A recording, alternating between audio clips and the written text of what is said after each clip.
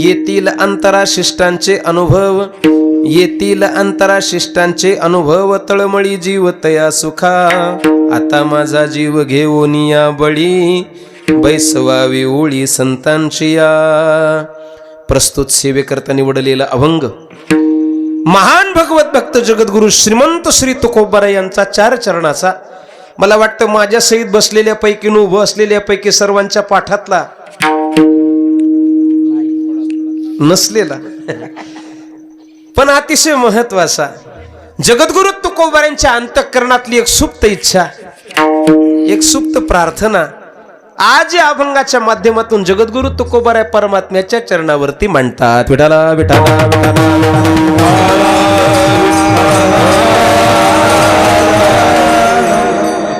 विश्वाचे मालक असणारे जगद्गुरु तुकोबाराय आज परमात्म्याच्या चरणाजवळ हजर आहेत आणि देवाच्या दरबारात हजर होऊन जगद्गुरु तुकोबाराय आपल्या अंतःकरणातली एक विशिष्ट अशी महत्वाची मनुष्य जीवनाला परिपूर्ती देणारी इच्छा तुकोबाराय भगवान परमात्म्याच्या चरणाजवळ व्यक्त करतात. देवा, आतापर्यंत काही इच्छा व्यक्त केल्या नाही देवा, पण आज मात्र एक इच्छा अंतःकरणात निर्माण झाली आहे. आता मात्र काहीतरी थोडस तुझ्याकडून अपेक्षा आहे देवा.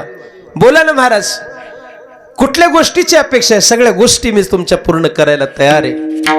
आणि त्यावेळेस तुकोबाराय सांगतात, देवा माझ्या आयुष्यामध्ये मला असं वाटतं की चांगली स्थित्यंतर माझ्या आयुष्यात आली पाहिजे, माझं जीवन बदललं पाहिजे देवा. पण ते ऊर्ध्वगामी बदलावं, ते अधोगामी बदलता कामा नये. माझ्या आयुष्यात चांगले चांगले बदल झाले पाहिजेत, जेणेकरून माझं आयुष्य हे गंतव्यस्थानाला प्राप्त व्हावं, अशी माझी इच्छा आहे. म्हणजे महाराज याच्यासाठी नेमकं काय करावं लागेल? तर तुकोबाराय सांगतात, देवा चांगले बदल हे चांगल्या संगतीत माणसाच्या जीवनात घडून येत असतात, म्हणून माझ्या आयुष्यामध्ये मला चांगली संगत द्या. म्हणे कशी? तुकोबाराय सांगतात, मला जरा चांगल्या लोकांच्या बैठकीला बसवा, चांगल्या लोकांच्या ओळीला बसवा, चांगल्या लोकांच्या पंगतीला बसवा.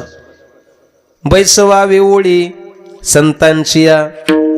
तुकोबारायांना भगवान परमात्मा सांगतायत, तुकोबाराय तुम्ही इच्छा व्यक्त करताय हो, पण अगोदर माझी स्वभावाची जरा चाचपणी करा ना.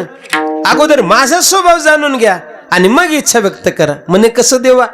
मी तुमची इच्छा पूर्ण करायला तयार आहे, पण माझं असं आहे, माझा नियम असा आहे, लोकांना काही देण्याच्या अगोदर मी स्वतः त्यांच्याकडून काहीतरी घेत असतो आणि मगच त्यांची इच्छा पूर्ण करत असतो.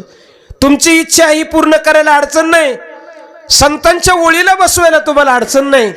तुकोबाराय बसवलं तुम्हाला संतांच्या ओळीला, पण ही इच्छा पूर्ण करण्यासाठी तुम्ही काय देणार? तुकोबारायांचे डोळे भरून आले. तुकोबाराय आपले दोन्ही हात असे मोकळे करतात, देवा सगळंच तर तू दिलेलं आहे, काय आमच्याकडे? देवा आम्ही कुठल्याच पद्धतीनं संपन्न नाही होत, काहीच तुला देऊ शकत नाहीत. तुकोबाराय बघा ना काहीतरी असेल ना. आणि मग शेवटी तुकोबारायांच्या लक्षात येते, महाराज सांगतायत, देवा आता एक काम कर, सगळं तूच दिलेलेस, पण आता तुला समर्पित करायचे. मग विश्वात माणसाला सगळ्यात प्रिय असणारी गोष्ट आज मी तुझ्या चरणावरती समर्पित करतो. म्हणे काय विश्वात सगळ्यात प्रिय माणसाला? तर सर्वसामान्य माणसाला सगळ्यात प्रिय हा आपला जीव असतो. जीव जगद्गुरु तुकोबाराय आपला स्वतःचा जीवच परमात्म्याच्या चरणावरती बळी म्हणून सादर करतात. आता माझा जीव घेऊन या बळी, बैसवावी ओळी संतांची या. तुकोबाराय विश्वातली सगळ्यात आवडती वस्तू तुम्ही माझ्या चरणावर बळी म्हणून देत आहात. एवढं सगळा त्याग केवळ संतांच्या ओळीला बसण्यासाठी चाललाय. त्या संतांच्या ओळीला बसल्यास तुम्हाला काय मिळणार आहे? मग काय मिळणार आहे याचं उत्तर तुकोबाराय देतात, देवा त्यांच्या ओळीला बसलो ना तर जीवन जगण्यासाठी चांगले चांगले अनुभव माझ्या जीवनात मला प्राप्त होणार आहेत. येतील अंतरा शिष्टांचे अनुभव, तळमळी जीव तया सुखा. म्हणे तुम्ही तर गाथा लिहिला ना, आतापर्यंत तुम्हाला अनुभवाची प्रचिती आलीच नाही का? तुकोबाराय सांगतात, देवा गाथा तर लिहिला, माझी वाणी अमृतासारखी प्रसवली देवा, पण असं झालंय लोकांचं प्रतिनिधित्व करता करता त्यांचं गारानं मी तुमच्या समोर मांडतोय देवा. सगळं करून बसलो, पण अनुभवाचं गोड असं फळ मात्र काही या वाचारूपी वेलीला लागलं नाही. जशी एखादी वेल दारात लावावी, तिचा डौलारा तिचा पसरा सबंध घरभर पसरावा, पण तिला खाण्याजोगं एक फळे लागू नये. महाराज असं जर झालं तर त्या वेलीला लोक काय म्हणतात? वांज राहिली वांज. जगद्गुरु तुकोबराय सांगतात तशी माझी वाचा प्रसवली, पण ती अनुभवामुळं वांज राहिली. ती अनुभव ऐकायला मला मिळाले नाहीत. विस्तारली वाचा फळे विनवेल, कोरडेची बोल फोस वांझी. देवा आता एक काम करा, जीव तुमच्या चरणावरती सोडायला आलोय देवा, आता उदरात काही शिल्लक ठेवू नका. असेल नसेल ते सगळंच सगळं माझ्या पदरात टाका देवा. तुका म्हणे आलो निर्वाणाचे वरी, राहोने देऊ रे नारायणा. विठाला विठाला विठाला विठाला.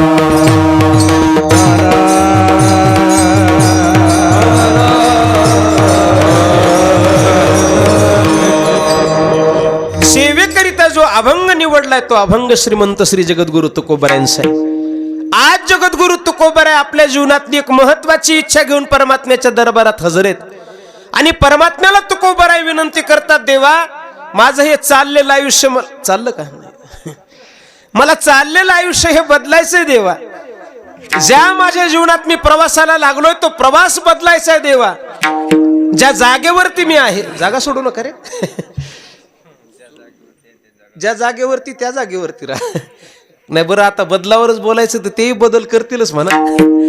तर असे तुकोबराय सांगतात, देवा मला बदल करायचा आहे. देवानं कदाचित विचारलं असावं, तुकोबराय बदलानं होणार आहे काय नेमकं? तर महाराज मानवी जीवनाचं सूत्र सांगतात, देवा माणसाचं जीवन जर चांगल्या दिशेनं बदललं तर त्या बदललेल्या जीवनाला योग्य मूल्य प्राप्त होत असतं. विठाला विठाला विठाला.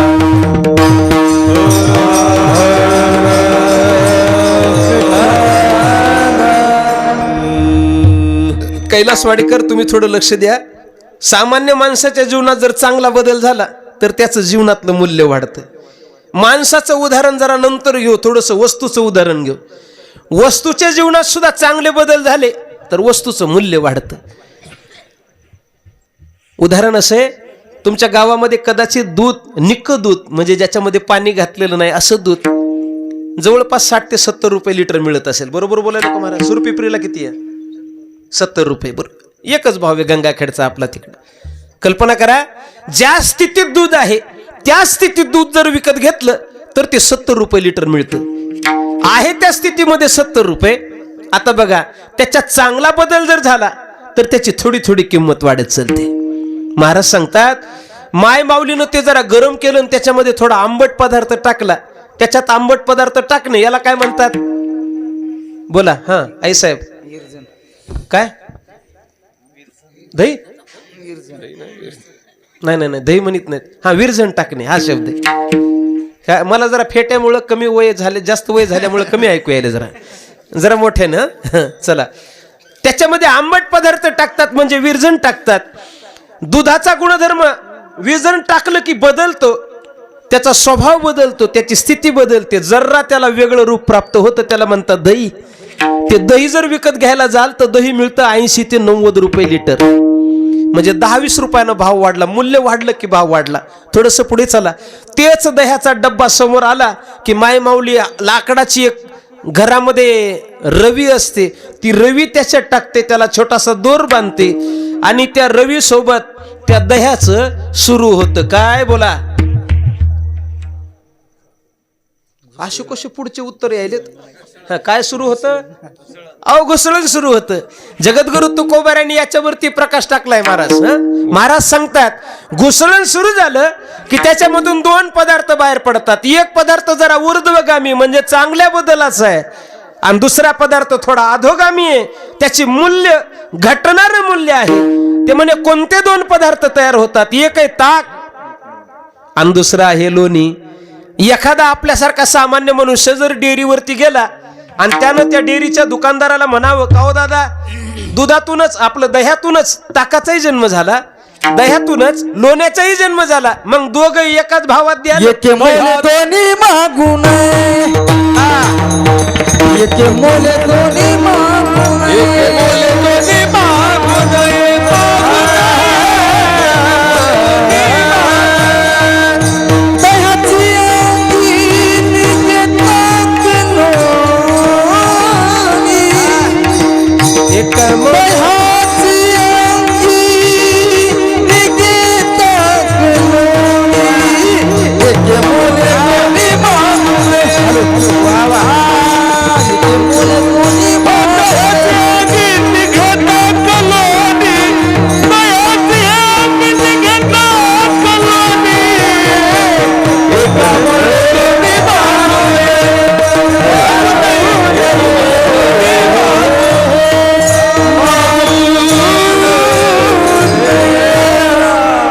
दह्याची अंगी निघे ताक, दह्याची अंगी निघे लोणी, दोन्ही निघतात पण दोघं एकाच किमतीत नाही. म्हणे कसं? ताक जर घ्यायला जाल ते 20 रुपये लिटर आणि खेडेगावात आपल्या कोटमवाडीत तर फुकट. आजही पद्धत आहे खेडेगावामध्ये, शहरात विकतात ते 20 ते 30 रुपये लिटर. त्याची किंमत घटली हो. का घटली माहितीये का? परिणामामुळे त्याची किंमत घटली. म्हणजे कसं? अहो अधोगामी परिणाम झाला, ते फलकट म्हणून निघालं म्हणून त्याची किंमत घटली. पण दुसरा जो पदार्थ निघालाय त्या दह्यातून त्याची किंमत मात्र वाढते. 80 ते 90 रुपये लिटर मिळणारं दही, पण लोणी जर माणूस विकत घ्यायला जाईल तर 700 ते 800 रुपये किलोनं लोणी विकतं. किलोनं भाव वाढला. त्याचं कारण आहे बदल चांगला झाला म्हणून भाव वाढला. पुढं चला ऐका. त्याच लोण्याला थोडंसं गरम केलं, जरा रागात आणलं, जरा कढवलं की त्याचं रूपांतर एका चांगल्या पदार्थात होतं. त्याला म्हणतात तूप. आम्ही कधी कधी जेवायला कोणाच्या घरी गेलो की म्हणत असतो तूप. ते म्हणतात चूप. तूप मागतो. म्हटलं तूप खायचे दिवस संपले का? ते म्हणतात तूप खायचे दिवस संपले महाराज. म्हणे मग आता तूप ऐकायचे दिवस आलेत. नुसतं तूप ऐकायचं, आता तूप मागायचं नाही. तुम्ही ऐका, चांगला बदल झाला. तुपाची किंमत वाढली. 1000 ते 1100 रुपये किलोनं तूप मिळतं. किलोनं. चांगले बदल हे माणसाच्या जीवनात माणसाला मूल्य प्राप्त करून देतात. ऐका मायबाप, चांगला बदल व्हावा याच्यासाठी सत्पुरुषांनी सुद्धा इच्छा व्यक्त केली. काही ऐसी दशा येईल माझे अंगा, काही ऐसी दशा येईल माझे, ऐसी दशा येईल माझे,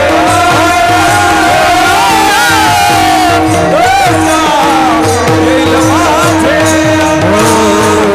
ऐसी दशा येईल माझे अंगा, काही ऐसी दशा येईल माझे अंगा.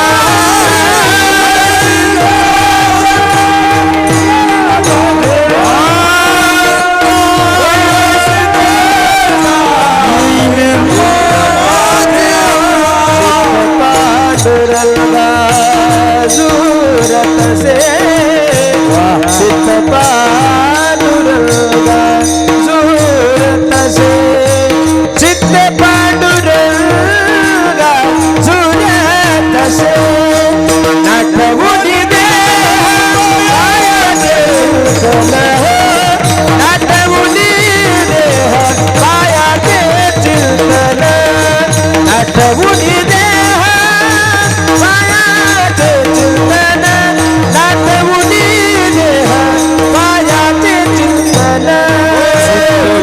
पांडुरंगा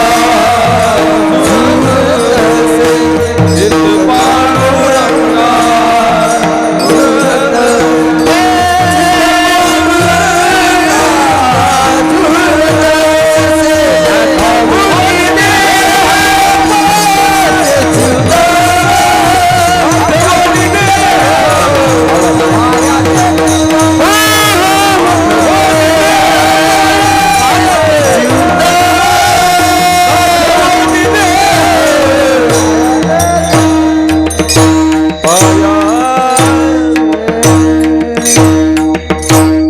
ऐसी दशा येईल माझे अंगा. हे काय व्हायले माहिती का? त्याला व्होल्टेज कमी पडायले, दुसरं काहीच नाही. चांगलं आहे, व्यवस्थित आहे, फक्त व्होल्टेज कमी पडायले. बरोबर आहे ना दादा? माझी एकट्याची मजा आहे, बरोबर चालायली माझं. काही ऐसी सगळे म्हणू लागले की मग ते लोड यायला, त्याच्यात त्याला व्होल्टेज कमी पडायला, दुसरं काय नसते. ते बिचारे भरपूर प्रयत्न करतात पण त्याला काय इलाज काय करतात? लाईटचाच जर इलाज संपला तर काय करतात? असंही ते. काही ऐसी दशा येईल माझे अंगा. हा ते लय वाटतंय तसं.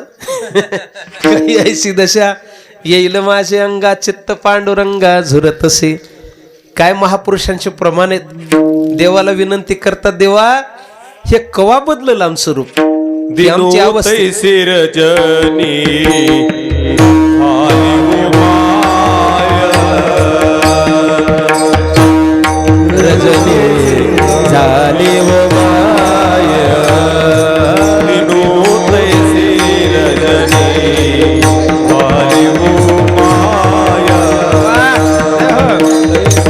सिरजनी झाली वो माय अवस्था जुळी लावली गेले का नाही अवस्था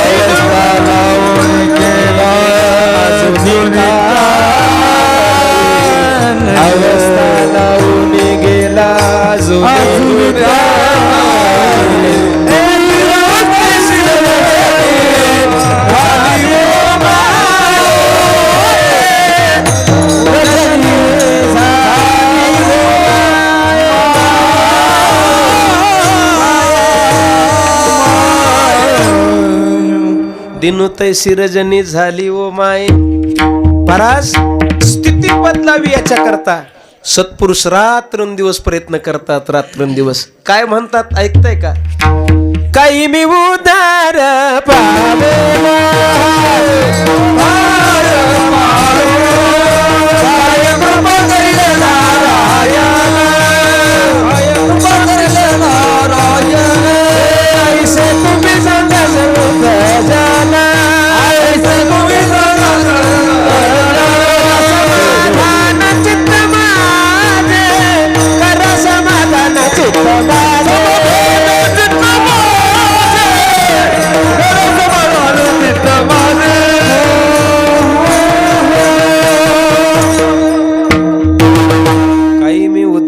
पावेन आपल्या आयुष्यामध्ये चांगला बदल व्हावा याच्या करता सत्पुरुष प्रयत्न करतात अहो तुमच्या आमच्या सारख्या गोर गरीब भोळ्या भाबड्या माणसाला बदल व्हावा वाटेल याच्यात नवल नाही पण ज्याच्याकडे ईश्वरानं सगळं दिले त्याला सुद्धा वाटतं की माझ्या जीवनात बदल झाला पाहिजे आमचे दादा कथेमध्ये लय गोड दृष्टांत देतात आपल्या भारताच्या एक गायिका होऊन गेल्या बघा त्यांना भारत रत्न हा पुरस्कार मिळाला म्हणजे भारतात दिला जाणारा सगळ्यात मोठा पुरस्कार त्यांना प्राप्त झाला कोण लता मंगेशकर अहो तुम्हाला नाव सुद्धा सांगायची गरज पडली नाही लगेच तुमच्या तोंडावरती ओठावरती लता दीदींचं नाव आलं लता दीदी कोणाला माहित नाहीत अहो छोट्याशा चौथीच्या लेकरापासून चौथीला धडाच आहे त्यांचा एक त्याच्यामध्ये उल्लेख आहे भारतरत्न मिळालेल्या सगळ्या माणसांची सगळ्या व्यक्तिमत्वांची नाव आहेत तुम्ही ऐका चौथीच्या लेकरापासून पार 80-90 वर्षाच्या आबापर्यंत सगळ्यांना लता मंगेशकर माहिती आहेत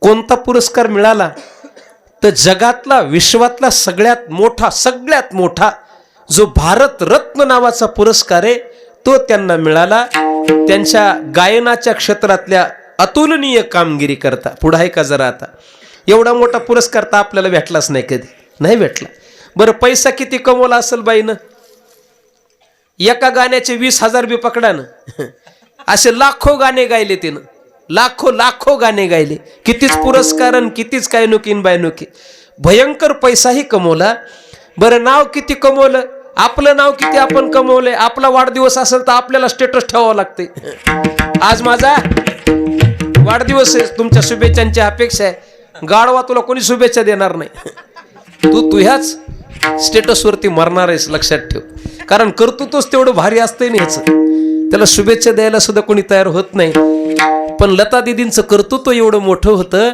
की त्या वाढदिवसाच्या दिवशी विदेशात आहेत कुठंतरी कार्यक्रमाच्या निमित्तानं आणि भारताचा पंतप्रधान त्यांना फोन करतोय ताई तुम्ही भारतात असल्या असत्या तर मी स्वतः येऊन तुम्हाला शुभेच्छा दिल्या असत्या पण तुम्ही इथं नाही आहेत म्हणून मी तुम्हाला फोनवरती शुभेच्छा देतोय माझ्या शुभेच्छांचा तुम्ही स्वीकार करा कोण देतोय शुभेच्छा कोणी आयरा गायरा झिल्लट मनुष्य अहो नाही या देशाचा सर्वोच्च पदावरती बसलेला पंतप्रधान असलेला माणूस वाढदिवसाच्या आठवणीनं त्यांना शुभेच्छा देतोय म्हणजे त्यांचा लौकिक किती मोठा असेल मी याच्यासाठी सांगतोय त्यांनी लौकिकही कमवला त्यांनी सत्ताही कमवली त्यांनी पैसाही कमवला 7 विद्यापीठांच्या डॉक्टरेट पदव्या त्यांना दिल्या होत्या डॉक्टरेट मला एकही नाही माझं फक्त ग्रॅज्युएशन झाले त्यांना 7 विद्यापीठाच्या डॉक्टरेट पदव्या होत्या चला ऐका विद्वत्ताही भरपूर त्या बाईनं 21 भाषांमध्ये गाणी गायली 21 किती भाषामध्ये 21 भाषामध्ये आम्हाला तिसरी भाषा म्हणजे हिंदी येते या, पण हमें हिंदी आती लेकिन मध्ये मध्ये हेलपाटे खाती. पण लता दीदीनं 21 भाषामध्ये गाणे गायली म्हणजे विद्या सुद्धा किती संपन्न असेल ऐका. आणि एवढी संपन्न बाई 4थी शिकलेली होती, फक्त 4थी. किती भगवान बाबा? 4थी शिकलेली होती. आणि सहज एका पत्रकारानं मुलाखत घेतली आणि विचारलं, दीदी तुमच्या आवाजाच्या जादूवरती सगळं विश्व प्रेम करतं, सगळं जग प्रेम करतं, सगळ्यांना तुम्ही हव्याशा वाटता, किती गोड आवाज आहे तुमचा. एक प्रश्न विचारू? म्हणे विचार ना. पुढचा जन्म जर तुम्हाला माणसाचा मिळाला तर तुम्हाला काय व्हायला आवडेल? आता एवढं सगळं जर आवाजाच्या जादूवर मिळालं असेल तर बाईनं पुढच्या जन्मी काय व्हावं असं मागितलं पाहिजे? होय महाराज, काय व्हावं असं मागितलं पाहिजे? पुढचा जन्म जर माणसाचा मिळाला, गायनाच्या बळावरती एवढं सगळं मिळवलं ना, तेच बरोबर म्हणजे गायिकाच व्हायला पाहिजे होतं तिनं. आता उत्तर आहे का लिहिलेलं आहे त्यांच्या चरित्रात. लता दीदीने उत्तर असं दिले, पुढचा जन्म माणसाचा तर मिळूच नाही. पुढचा जन्म माणसाचा तर मिळूच नाही, पण कदाचित माणसाचा मिळालाच तर मला गायिका सोडून सगळं व्हायला आवडेल, मला पुढच्या जन्मात गायिका व्हायचं नाही. ज्या बाईला गायनाच्या बळावरती एवढं सगळं मिळालं ती म्हणते की मला बदल पाहिजे, मला माझं जीवन बदलायचे. आता त्यांचे काय कष्ट असतील त्यांचे त्यांनाच माहिती, आपल्याला काही माहित नाही, पण त्यांना सुद्धा बदल अपेक्षित आहे. मोठ्या माणसांना सुद्धा बदल अपेक्षित असतो. या बदलासाठी शास्त्राने 2 मार्ग सांगितले, 2 ऐका. बदल जीवनामध्ये झालाच पाहिजे, पण तो बदल ऊर्ध्वगामी असावा, तो अधोगामी असता कामा नये. विठाला विठाला विठाला.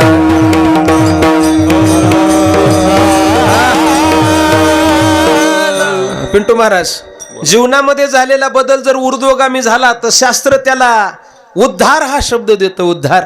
आणि जीवनात झालेला बदल जर अधोगामी झाला तर शास्त्रामध्ये त्याला पतन हा शब्द आहे, पतन.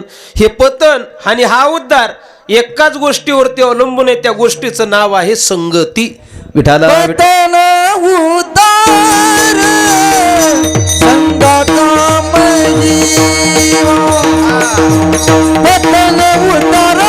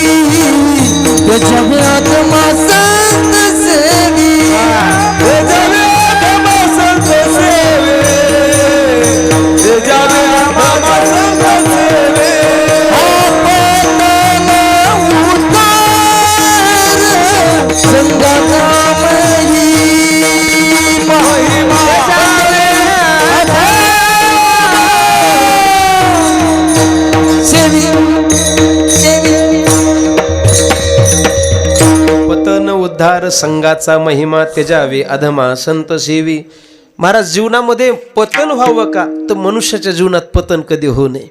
मग काय झालं पाहिजे तर ऊर्ध्वगामी आपल्या जीवनात बदल व्हावा, म्हणजेच आपला उद्धार झाला पाहिजे. आणि ऐका ना, हे जे उद्धार आहे आणि हे जे पतन आहे ते केवळ आणि केवळ संगतीवरती अवलंबून असतं. एका छोट्याशा पाण्याच्या थेंबानं, पांडुरंग महाराज, पाण्याच्या थेंबानं लाल बुंद झालेल्या तापलेल्या लोखंडाची संगत केली, असं चटकन पडलं त्याच्यावरती. काय झालं असेल बरं? त्याचं अस्तित्वच नष्ट झालं. नामापिन ज्ञायते.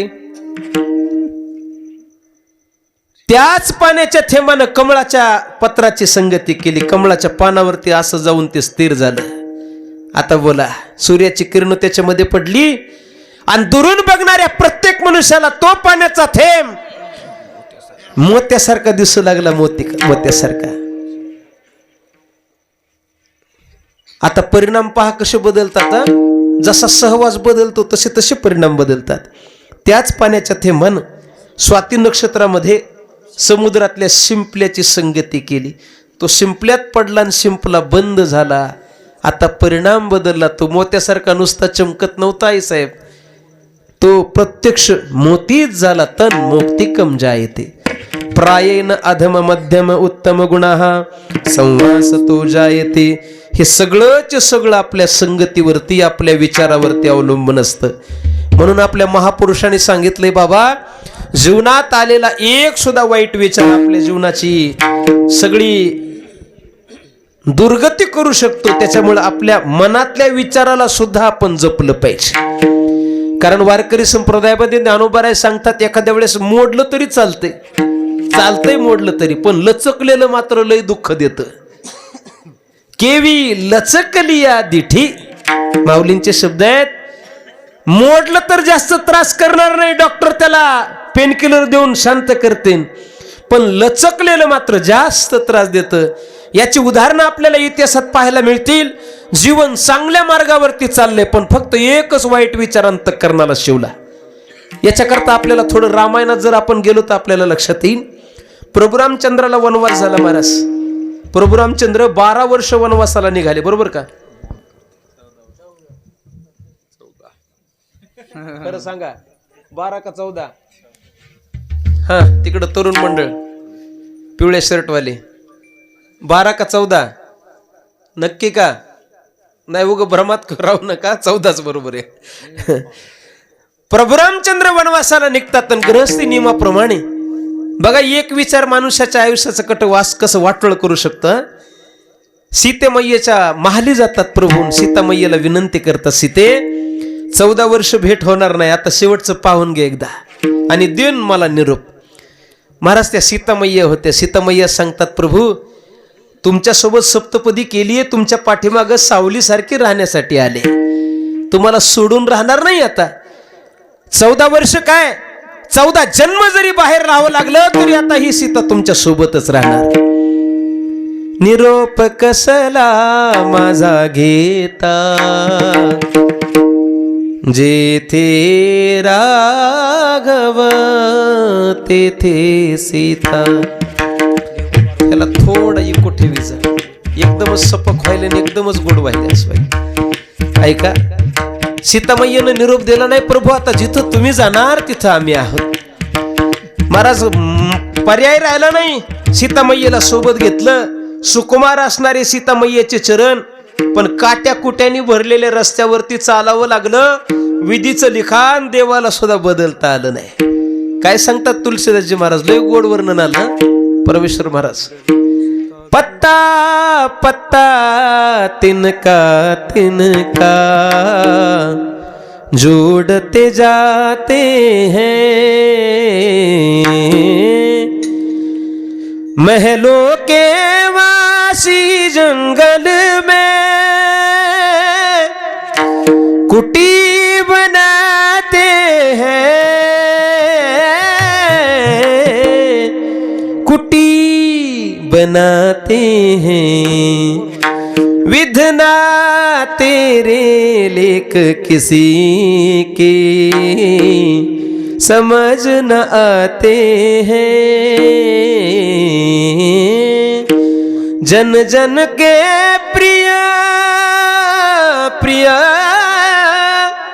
जन जन के प्रिय वन को जाते हैं,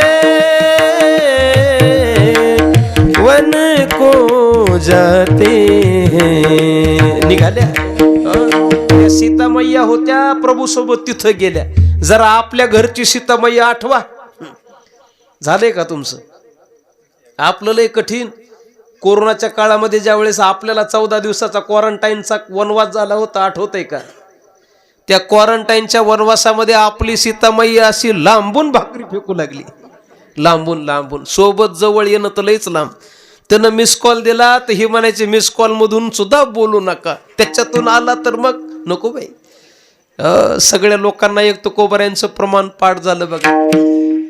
ए बहीण कुणाची, भाऊ कुणाचा, कोण कुणाचे सगळे सोय रे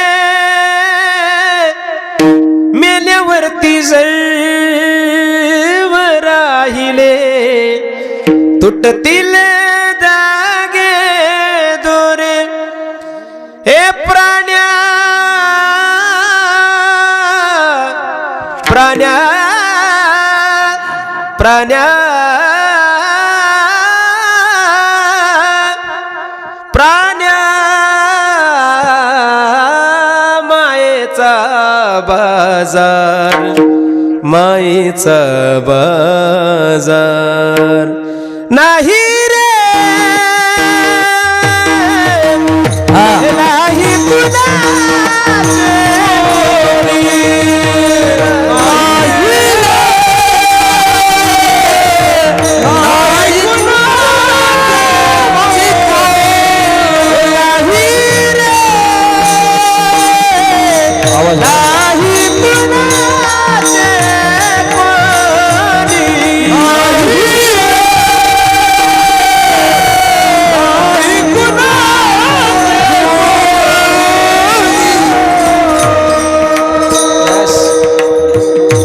महाराज ही आपल्या अवस्था जीवनातली आहे. पण ती सीतामय्या होती प्रभूवरती निस्सीम प्रेम होतं. तसं प्रेम आता राहिलंच नाही महाराज. आता सगळं प्रेम ह्या डबड्यावर झाले लोकांचं. कशावर? ह्या डबड्यावर. एक जण असं जेवता जेवता मोबाईल बघू लागलं आणि ते काय झालं काय माहित नाही, एकदमच रागात आलं. बायकोला म्हणायला ए म्हणे काय झालं? मूर्ख आहेस का म्हणे. म्हणे झालं काय? अक्कल बाजारात विकलीस का? अहो म्हणे झालं काय एवढं रागात यायला? तुला अकलीचा पत्ता आहे का? अहो म्हणे एवढं काय झालं, एवढं का रागात येता? अरे म्हणे हे का वर आहे, वर नाही का काय? हे ह्याला चव बी नाही काहीच नाही, हे काही कसंच लाग नाही. तिनं जरा स्वयंपाकघरातून वाकून पाहिलं. ती म्हणली मोबाईल मधलं डोसका जरा बाजूला काढा. म्हणे काय झालं? ती पोळी वरणात बुडवायच्या ऐवजी गिलासात बुडवायला तर खायलात गड्या. आणि मला सांगायलात वरण कसं झालं. महाराज प्रेम संपलं घरात. एक असंच आमच्यासारखं जेवायला बसलं होतं. जेवता जेवता खिचडीमध्ये ते खडा लागला दातात. काय म्हणतात त्याला? कुचर. ते खडा लागला. जे रागात आलं की नाही म्हणे अक्कल आहे का तुला? अरे देवानं एवढे मोठे मोठे दोन दोन डोळे दिलेत ना, तांदळातले साधे खडे निसतात नाहीत का तुला? प्रेम बघा कसं आहे. तिनं लगेच प्रेम वापस केलं. म्हणे तुम्हाला अक्कल आहे का? म्हणे काय झालं? देवाने एवढे 32 दात दिलेत ना, एखादा खडा चावणवत नाही का? अवघड झालं महाराज. पण ती सीतामय्या होती, प्रभू सोबत तिथं गेली. त्या पंचवटीमध्ये वनांतरामध्ये भगवान परमात्मा सोबत काट्या कुटत सीतामय्या राहतात. असे प्रेम होतं म्हणून गेल्या होत्या. सियम अनुरामचरण अनुरागा अवध सहस समबन प्रिय लागा. सियम अनुराम चरण अनुरागा अवध सहस समबन प्रिय लागा. राम सिया राम जय जय राम. तिथं गेल्या, एवढा सगळ्या गोष्टीचा त्याग करून तिथं गेल्या होत्या. पण परिणाम झाला एक फक्त विचार वाईटाचा अंतःकरणाला शिवला. काहीतरी पाहिलं, ते सोन्याचं हरिण होतं. सोन्याचं हरिण पाहिलं आणि अंतःकरणातला राम नावाचा जो भाव होता तो निघून जातोय. आणि सोन्याविषयी अंतःकरणात काम निर्माण होतो आणि परिणाम जीवनात होते. प्रभू म्हणतायत सीता आतापर्यंत अंतःकरणात राम होता, आता मात्र अंतःकरणात काम जर निर्माण झालेला असेल तर तुला माझ्यासोबत राहण्याचा अधिकार नाही. आता तू सोन्याच्या नगरीत जा. सोन्याच्या नगरीत सोनं जर मनात आलेलं असेल तर सोन्याच्या नगरीत प्रभूचा आणि सीतामय्येचा वियोग होतो. दादांनो फक्त एक कारण आहे, त्या हरणावर गेलेली आशा ज्ञानोबांनी 2 ओव्या त्याच्याकरता खर्च केल्या. पुढे जाऊयात आपण. माऊली सांगतात ही अंतःकरणात निर्माण झालेली वाईटाची आशा सीतामय्येच्या जीवनामध्ये दुर्गतीला प्राप्त व्हावं लागलं. प्रभूचा आणि सीतामय्येचा वियोग होतोय. पुन्हा प्रभूची सीतामय्येची भेट काही कालावधीसाठी होते, पुन्हा वियोग होतो. हे सगळं घडलं कशामुळं? तर वाईटाचा एक अंतःकरणाला शिवलेला विचार अंतःकरणाला शिवलेला वाईटाचा एक विचार जर एवढं वाईट करू शकतो, तर आपल्या जीवनात असणारी वाईटाची संगती किती आपलं वाईट करू शकते. संगती करावी संत सज्जनाची. संगती करावी संत सज्जनाची.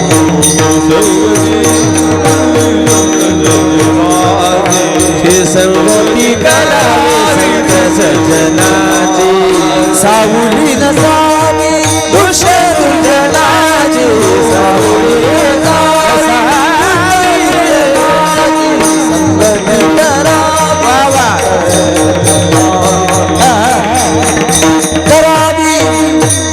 सावली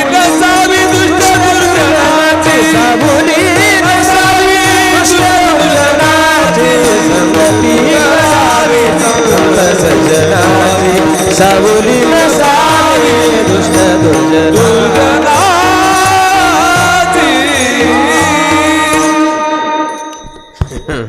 आवाज बसला होता तुमचा, इतका निघू देऊ नका. ऐका ना, महाराज सांगतात संगती करावी सदा सज्जनाची. सावली नसावी दुष्ट दुर्जनाची. सावलीच नसावी, फक्त सावली नसावी दुष्ट दुर्जनाची. महाराज सांगतात जीवनामध्ये संघाला फार मोठं महत्व आहे. अनन्य साधारण जीवनामध्ये संघाला महत्व आहे. माऊली, तुम्ही 4 चांगल्या लोकांमध्ये बसा, कालांतरानं 5वे चांगले माणूस तुम्ही बनता. 4 शिक्षकामध्ये तुम्ही बसा, संगतीचा परिणाम असा होतोय, कालांतरानं 5वे शिक्षक तुम्ही होता. 4 नेत्यामध्ये तुम्ही बसा, कालांतरानं 5वे नेते तुम्ही बनलेले असता.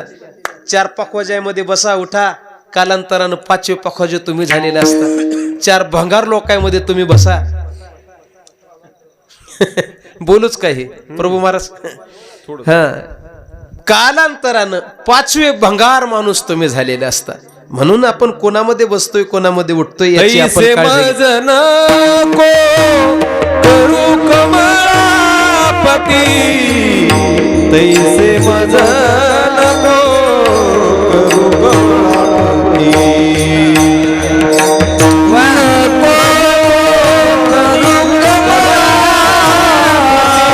तैसे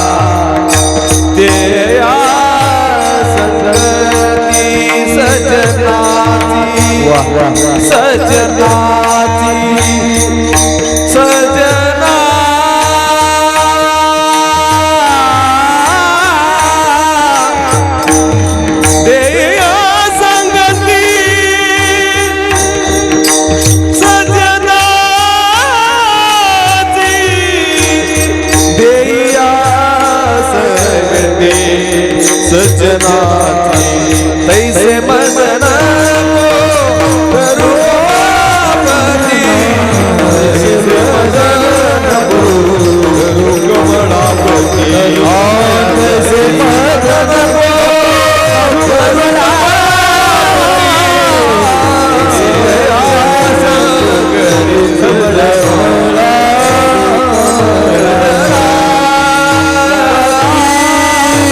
तैसे मज नको करू कमळापती. देया संगती सज्जनांची. महाराज सांगतात सज्जनांचा संग मागतात, कारण संगतीचे परिणाम जर आपल्या आयुष्यावरती होत असतील तर ती संगत चांगल्याची असली पाहिजे. आणि आज तुकोबऱ्या अंतःकरणात तीच इच्छा घेऊन परमात्म्याच्या दरबारात हजर आहेत. आज तुकोबऱ्या देवाला विनंती करतात, देवा बदल जीवनामध्ये चांगले व्हावे, त्याच्याकरता माझ्या जीवनात असणारा सहवास, सहचर, संगती ही चांगली असावी. बोला ना महाराज, काय अपेक्षा काय तुमची? तुकोबराय सांगतात, देवा काही ना, एकच अपेक्षा आहे, मला ज्या ज्या वेळेस या पृथ्वी तलावर येण्याची वेळ येईल, इथं अवतरित होण्याची वेळ येईल, त्या त्यावेळेस माझा सहवास, माझा संग हा सत्पुरुषांशी असला पाहिजे. बसायचीच वेळ येईल त्यावेळेस मला ओळीला बसण्याची संधी मिळावी आणि ती ओळ संतांची असली पाहिजे, ती ओळ मोठ्या लोकांची असली पाहिजे, ती ओळ सत्पुरुषांची असली पाहिजे. देवा फक्त एक विनंती, तुम्ही मला मोठ्यांच्या ओळीला बसवा, तुम्ही मला मोठ्यांच्या ओळीला बसवा. असं ज्यावेळेस तुकोबराय सांगतायत, भगवान परमात्मा तुकोबरायांना बोलतोय, तुकोबराय आधी माझा स्वभाव तपासा. म्हणे देवा तुमचा स्वभाव तरी कसा आहे? विठाला विठाला विठाला विठाला देशी तेव्हा घेसी ऐसा असशी उदार. तपे विना दैवत विठल्या विना प्राप्त.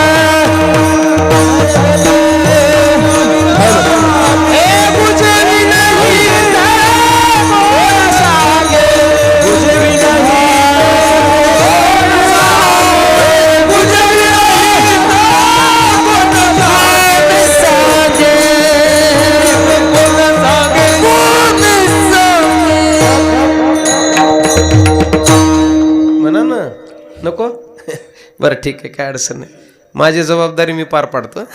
तपे विन दैवत ना दत्त दिधल्या वाचून दिधल्या वाचून दिधल्या वाचून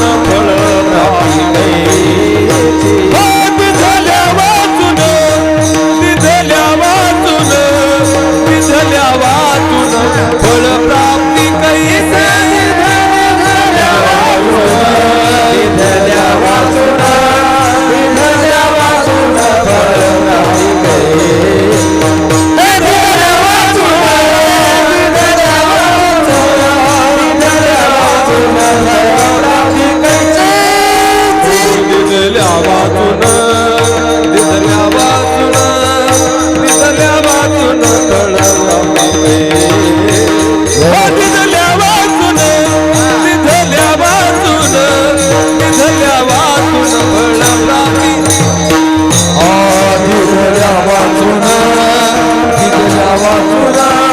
दिधल्या वाचून फळ प्राप्ती कैसी.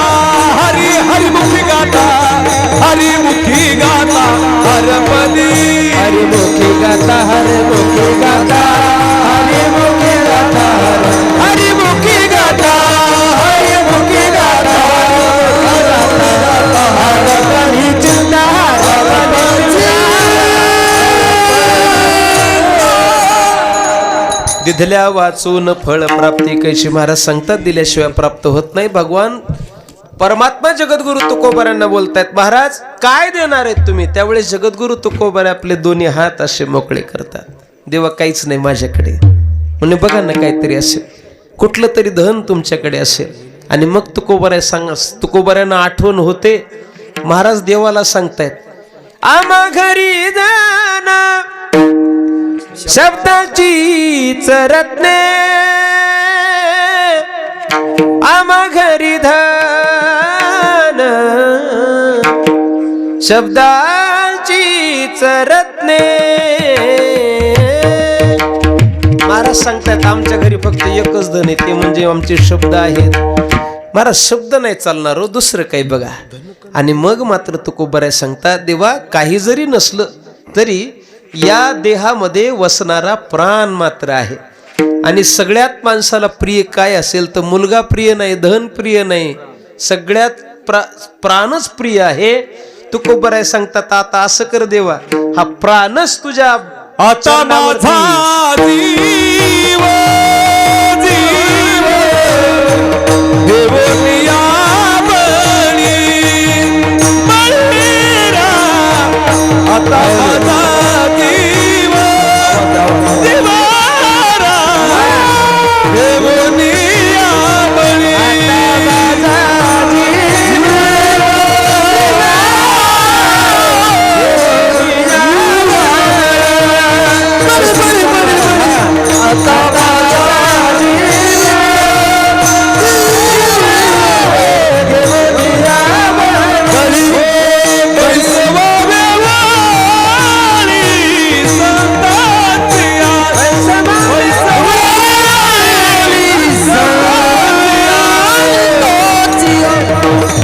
आता माझा जीव जीव देवनिया बळी आता माझा जीव आता माझा जीव देवनिया बळी आता माझा जीव देवनिया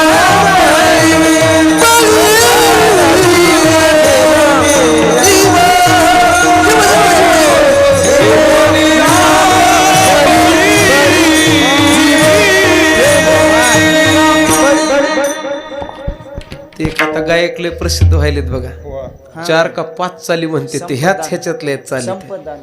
काय हा संपत महाराज दानवे ते ह्याच स्वरूपाच्या चालीत त्यांच्या काहीतरी ते म्हणत होतं 2-4 म्हणा वेगळे. आता माझा जीव घेऊन या बळी. तुकोबाराय सांगतात देवा जीवच फक्त बळी देण्यासाठी, आता कीर्तन लावून आमचा जीव बळी घेऊ नको म्हणा. जीवच तेवढा आम्हाला बळी आहे, तो बळी म्हणून घे परमात्म्या. आपल्या संप्रदायामध्ये बळीला लई मोठं महत्व आहे. तुका म्हणे तरीच सापडे निधान, द्यावा ओवाळून जीव बळी.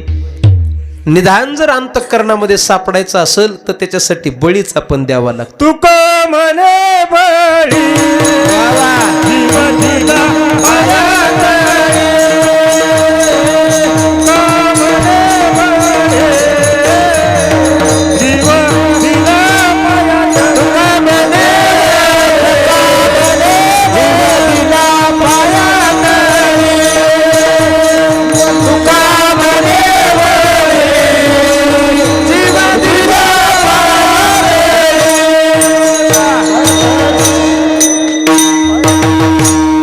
दिला जीव दिला पाया तळी. बळी द्यावा लागतो, पण बळी कशाचा लागतंय? शरीराचा. शरीर कापून टाकायचं का? पवन महाराज कुठे गेले? गेले का? बळी कशाचा द्यावा लागतो? तर एक प्रमाणे बघा, भारुडात लय आलं गोड.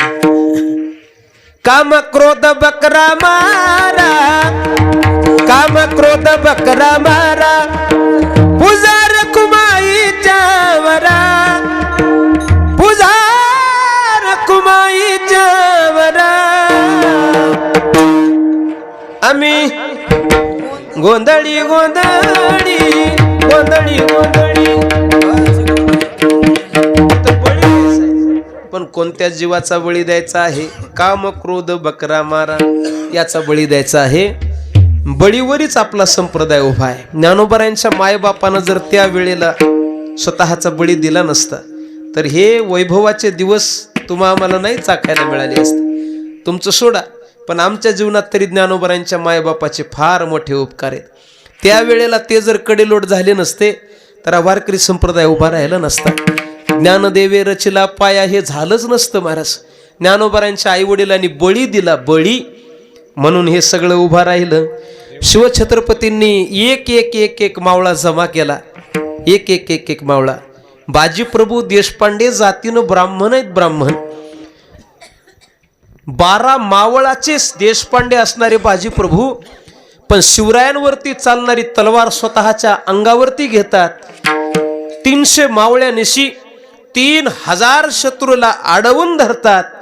पुढे त्यांच्या शरीराची खांडोळी खांडोळी होते महाराज, पण स्वराज्यासाठी आपला प्राण वेचतात, आपले प्राण देतात. म्हणजे हा बळीच आहे. प्रत्येक मावळ्यानं आपला बळी दिला आणि हे स्वराज्य निर्माण केलं. म्हणे ह्या तर जुन्या गोष्टी झाल्या, ह्या छत्रपतींच्या काळातल्या गोष्टी झाल्या. म्हणे आताच्या काळात ही भारतभूमी, उद्या जे इंडिपेंडन्स डे आहे ना, सॉरी रिपब्लिक डे, म्हणजे प्रजेची सत्ता येणारा उद्याचा दिवस आहे. मला वाटतं या दिवशी आपल्या अनेक वीरांची आठवण आपण काढत असतो.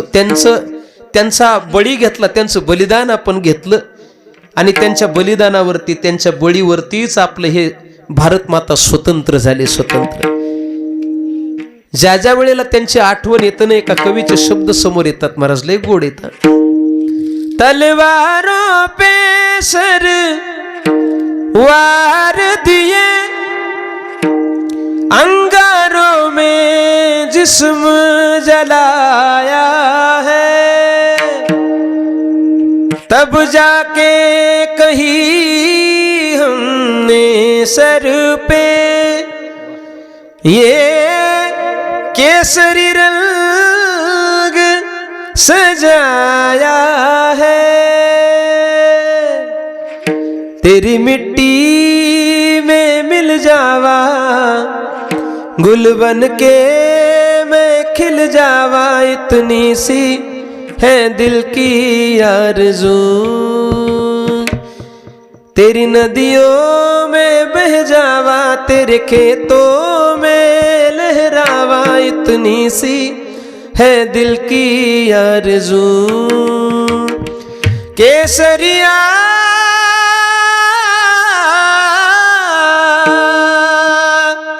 महाराज सांगतायत अशा अनेकांच्या बलिदानावरती हा संप्रदाय उभा आहे, अशा अनेकांच्या बलिदानावरती हे राष्ट्र उभं आहे, अशा अनेकांच्या बलिदानावरती हे स्वराज्य उभं आहे।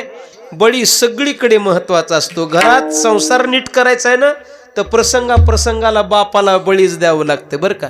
होय कार्तिकचे पप्पा, प्रसंगाला बळीच द्यावा लागते। कल्पना करा, तुमच्या खिशात 2000ची नोट आहे आणि कार्तिक लहान असतानाची गोष्ट, कार्तिक तिकडून शाळेतून पळत आला, 2000ची नोट खिशात आहे, विचार चाललाय गंगाखेडला मस्त कपड्यांचा बाजार लागलाय, जाऊयात स्वतः करता शर्टचा चांगला कपडा घेऊयात आणि 2000चा चांगला शर्ट शिवूत, मनात विचार चाललाय।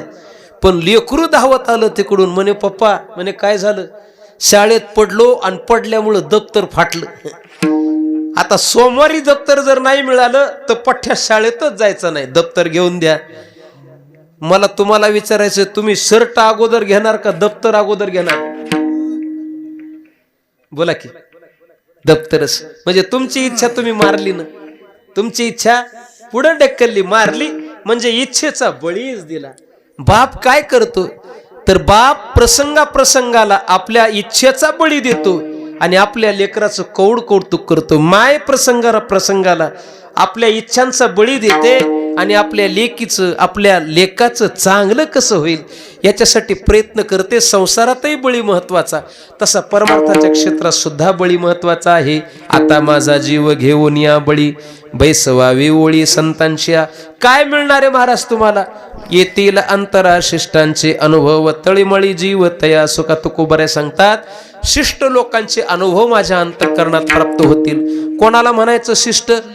जी मोठी लोक मार्ग दावून गेलेत, मार्ग दावून गेले आधी दयानिधी संत ते, आणि मग त्यांच्या मार्गावरती चाललं, येण्याची पण ते चालू जाता, न पडे गुंता कोठे काय विठाला विठाला विठाला। महाराज सांगतात ना, आता डबल म्हणा, पुढे गेले त्याचा शोभित मार्ग,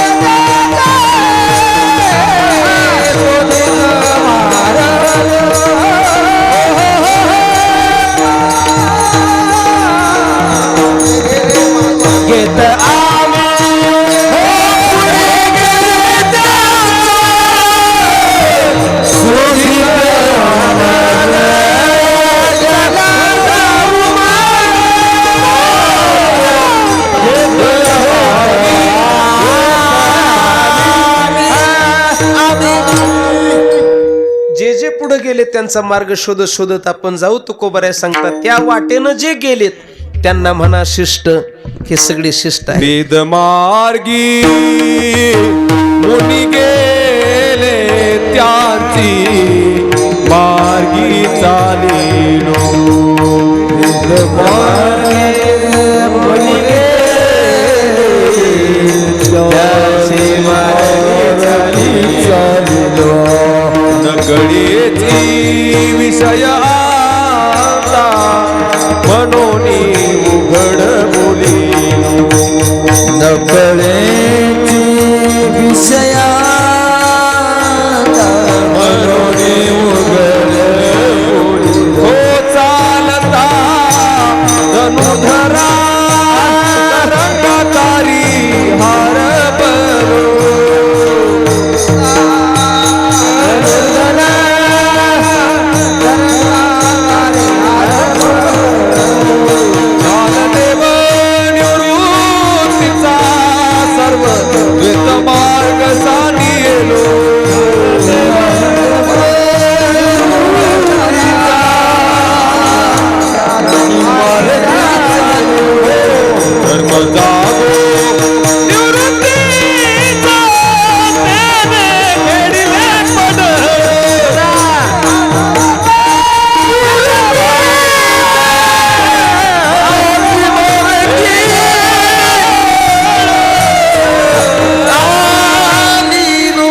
हृदयातील अंतराशिष्टांचे अनुभव तळमळी जीव तया सुका विस्तारली वाचा फळी नवेल कोरडेची बोल फोसवांजे तुका म्हणे आलो निर्वाणाची वरी राहुनी दिवुरी नारायणा विठोब्बार माई ज्ञानेश्वर माऊली ज्ञानराज माऊली ज्ञानेश्वर माऊली ज्ञानराज माऊली